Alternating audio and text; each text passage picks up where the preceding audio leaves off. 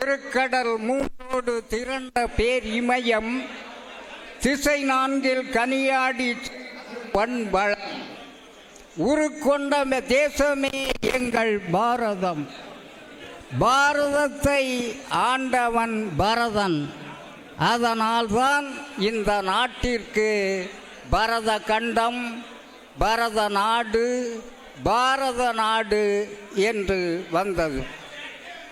முடியுடை வேந்தர் மூவருள்ளும் முதன்மை பெற்று முத்துடைத்து முச்சங்கம் வைத்து நற்றமிழ் காத்த பெருமை பாண்டியரையே சாரும்.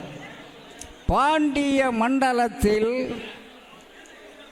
கத்தும் கடலழகும் கவின் மிகு முத்தும் காலத்தால் புகழ் சேர்க்கும் கார்மணத்துறையிலே 7 கடலோர கிராமங்களை உள்ளடக்கிய வாழையும் தேளியும் உளுவையும் கெண்டையும் கெசரையும் அயலையும் மத்தியும் பொத்தியும் சம்பானும் சள்ளையும் ஆரலும் திரட்சியும் சுறாவும் நெய்மீனும் பைந்தியும் கோளாவும் நித்தம் துள்ளி விளையாடும் மன்னார் வளைகுடாவின் மாண்புயர் மன்னராக திகழ்ந்தவர். மதிப்பிற்கும் மரியாதைக்கும் உரிய தொன் கபிரியர் தெக்குருஸ் வாஸ் கோமஸ் பரதவர்ம பாண்டியனுடைய 272வது பிறந்த தின விழாவினை மிகவும் வலிவோடும் பொலிவோடும் வகையோடும் தொகையோடும் நலத்தோடும் பலத்தோடும் சீரோடும் சிறப்போடும் எழுச்சியோடும் மகிழ்ச்சியோடும் கொண்டாடி கொண்டிருக்கின்றோம். தேர் மாறன் என்றால் ஏதோ பனிமை அன்னைக்கு தேர் ஓட்டியதினால் இவன் தேர் மாறன் என்று கிடையாது. தேர் ஓட்டுவதற்கு பெருமை மிக்கவர்கள் பரதவர்களாம் பாண்டியர்கள். தேர் ஓட்டுவது என்பது பரதவர்கள் பண்டைய காலம் தொட்டே செய்த ஒன்று. கல்யாண கட்டியங்களிலே பாடுவார்கள், மாபரத்தி சிறு பெண்ணாத்தாளுக்கு மதுரையிலே தேர் ஓட்டிய பரத பாண்டியர்களே வருக. இரண்டாவது, இலங்கையைச் சேர்ந்த காசி செட்டி என்கின்ற ஒரு ஆய்வாளர் தெளிவாக சொல்லுகிறார், உத்தரகோசையிலே தேரை ஓட்டியவர்கள் முகவை பரதவர்கள் என்றும் காளையாவூர் கத்தேர் ஓட்டியது கன்னிராஜபுரத்து பரதவர்கள் என்றும். மூன்றாவது, தெய்வானைக்காக மச்சான் முருகனுக்கு தேர் செய்து தொன்று தொட்டு திருச்செந்தூர் தேரிலே வடம் பிடித்தவன் இந்த பரதவன்.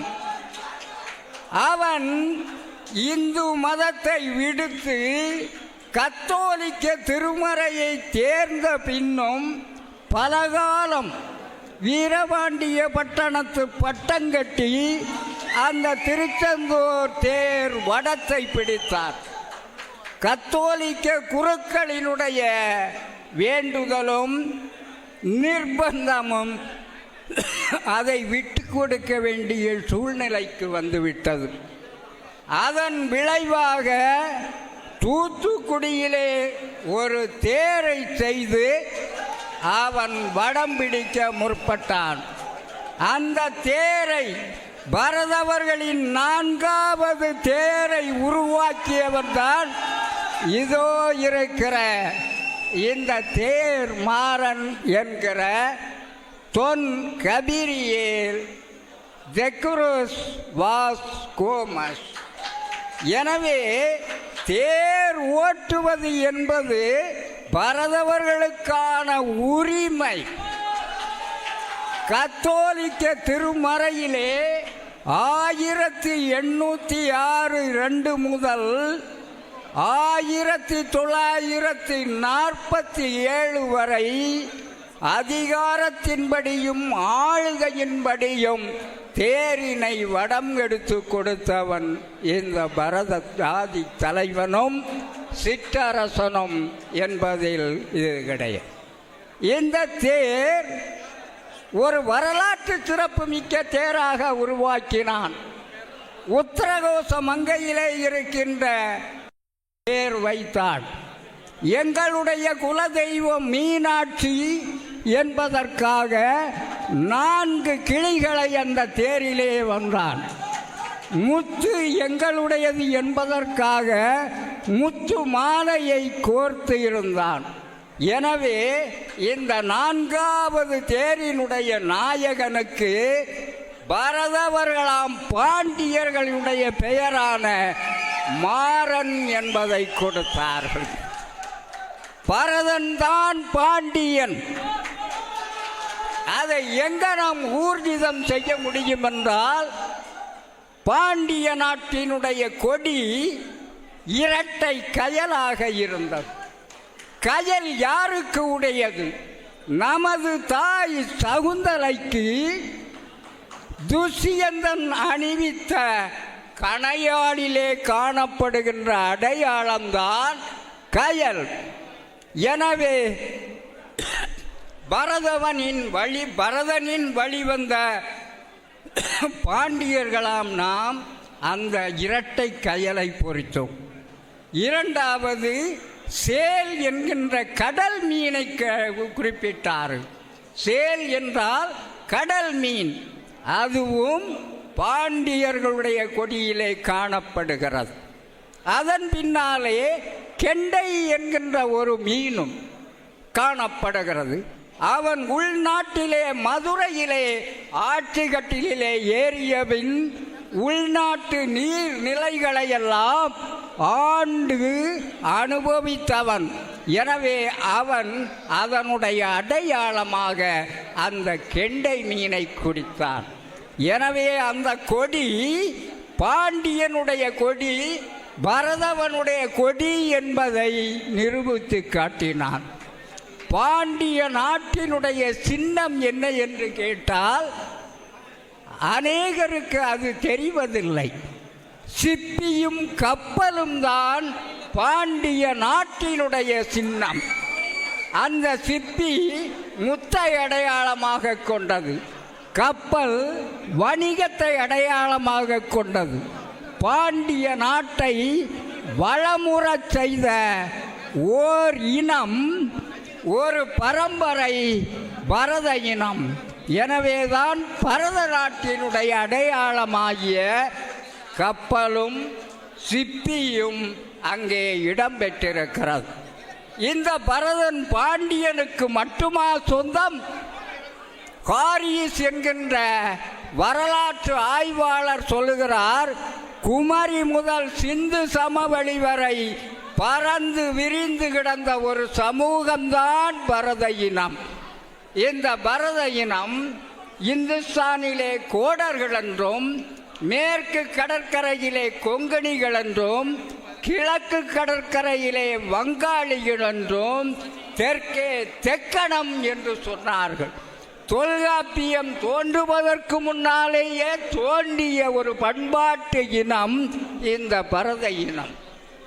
எனவேதான் தெக்கானம் திராவிடமாகிவிட்டது.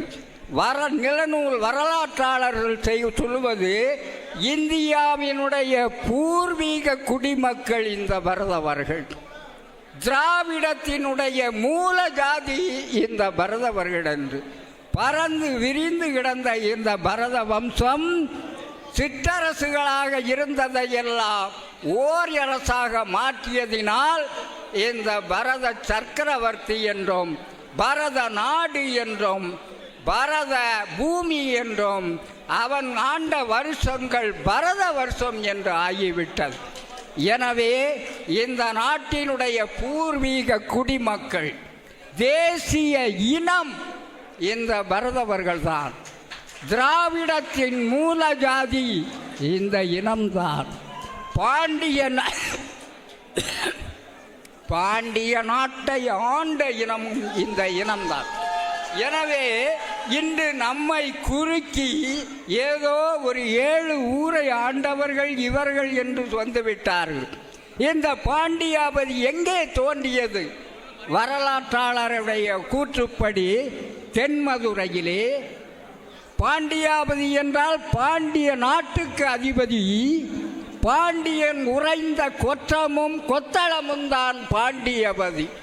முதல் பாண்டியாபதி தென்மதுரையிலே, அதன் பின்னால் கொற்கையிலே, கல்யாணபுரத்திலே, பூலியிலே, மணவையிலே, கடைசியாக பாண்டியாபதி குலசேகர பரத பாண்டியனாம் மதுரையிலே தோன்றியது. 1311 வரைக்கும் 76 மன்னர்களை கொண்ட பரம்பரை இந்த பரத வம்சம்.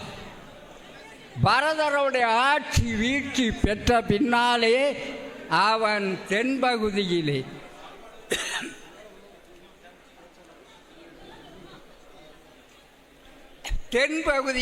வந்தான்.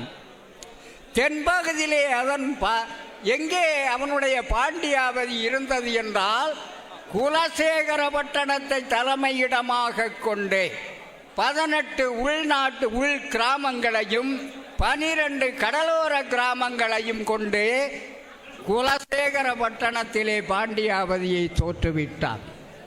அந்த பாண்டியாபதி வடுகர்களாலும் இஸ்லாமியர்களாலும் ஏனையோர்களாலும் அச்சுறுத்தலுக்கு ஆகிய அதன் பின்னாலே அவன் தூத்துக்குடியிலே தன்னுடைய தொடங்குகிறான்.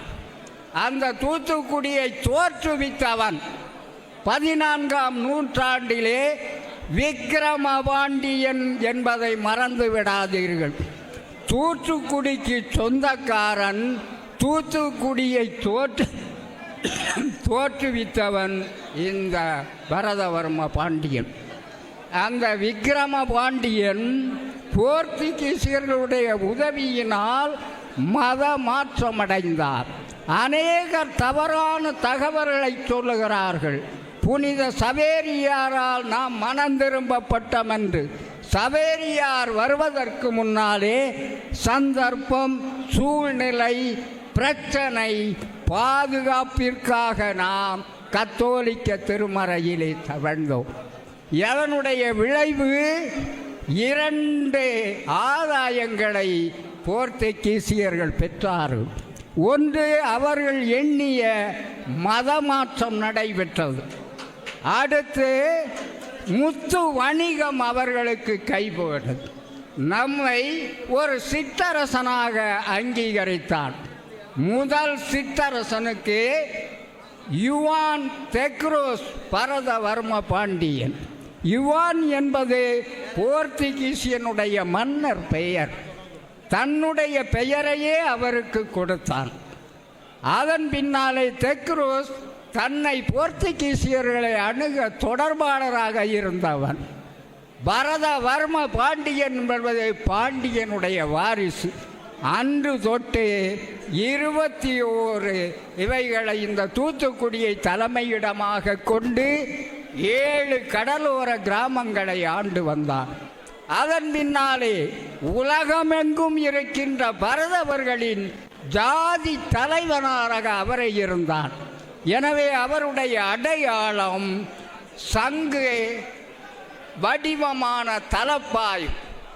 எனவே இத்தகைய ஒரு பாண்டியாபதி இன்று வலிவிழந்து வரலாற்றை இழந்து நிற்கிறார். வரலாற்றிலே வாழ்ந்து வரலாறாகி வரலாறை தொலைத்துவிட்ட சமூகம் என்று வரலாறை கட்டி எழுப்புகிறது. ஒன்று சொல்லிக் கொள்ளுகிறேன். தொளவை சுமந்த தோள்களிலே சிலுவையை சுமத்தினார்கள். இயேசுவின் சிலுவையை தாங்கிக் கொள்ள ஒரு சீமோன் இருந்தான். எங்களுடைய சிலுவையை தாங்குவது யார் என்ற கேள்வி கடாவோடு நான் உங்களிடமிருந்து விடைபெறுகிறேன். நன்றி, வணக்கம்.